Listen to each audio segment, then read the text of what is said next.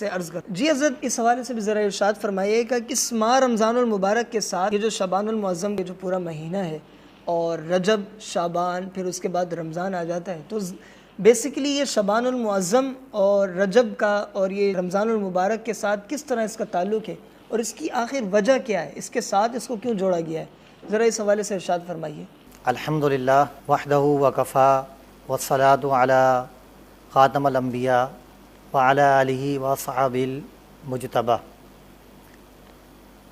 سب سے پہلے میں آپ کا اور آپ کی پوری ٹیم کا شکر گزار ہوں کہ آپ نے اس اہم موضوع پر گفتگو کرنے کا موقع فراہم فرمایا۔ جی اللہ تعالیٰ آپ کو اور آپ کی پوری ٹیم کو اس کا بہترین اجر عطا فرمائے۔ آمین آمین۔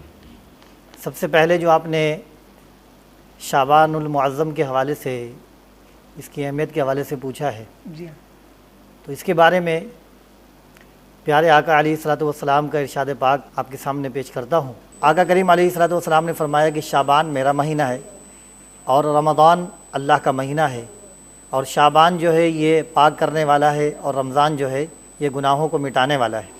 آقا کریم نے جس مہینے کو اپنی طرف نسبت فرمائی تو عاشقوں کے لیے تو اس سے بڑی خوش نصیبی اور کیا ہے۔ اسی وجہ سے ہم شعبان المعظم سے محبت کرتے ہیں، اور اس کی تعظیم کے بارے میں بھی پیارے آقا علیہ الصلوۃ والسلام کا ارشاد پاک ہے۔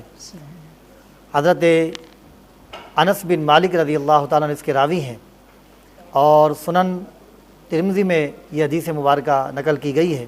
پیارے آقا علیہ الصلوۃ والسلام نے فرمایا کہ جس نے شعبان المعظم کی تعظیم کی گویا اس نے میرے حکم کی تعظیم کی۔ پھر فرمایا کہ جس نے میرے حکم کی تعظیم کی کنت لہ فرۃ وذخرا یوم القیامہ، کہ جس نے میرے حکم کی تعظیم کی میں اس کے لیے قیامت کے دن پیشرو ہوں گا اور اس کے لیے بھلائی کا ذخیرہ کروں گا۔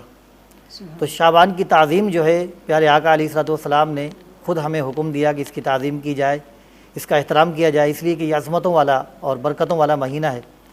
جی حضرت بالکل آپ نے صحیح فرمایا۔ شعبان المعظم کے ایک فضیلت و اہمیت ہے، ظاہر سی بات ہے قرآن و حدیث کی روشنی میں آپ نے جس کو اس طرح بیان کیا۔